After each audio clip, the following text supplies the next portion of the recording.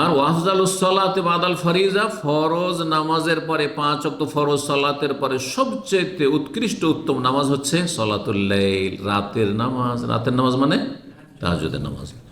তাহাজ্জুদের কয়েকটি নাম রয়েছে, 5টি নাম রয়েছে। কে বলতে পারে? হাত তুলবেন। হ্যাঁ, তাহাজ্জুদ, হ্যাঁ, তারাবি। রমজানে হলে তারাবি, অন্য মাসে তারাবি নয়। রমজান হলে একটা নাম বেড়ে গেল, কিয়ামুল লাইল। কিয়ামে রমজান রমজান মাসে হইলে, হ্যাঁ, সালাতুল লাইল, রাতের সালাত, সালাতুল লাইল, কিয়ামুল লাইল। জি।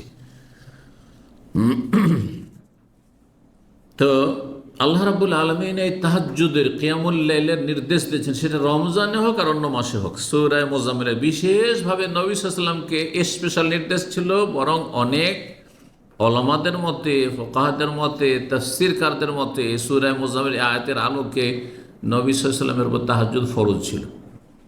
5 ওয়াক্ত সালাত ছাড়া তাহাজ্জুদ ফরজ ছিল, আর উম্মতের জন্য সেটি সুন্নত, মুস্তাহাব, সুন্নত।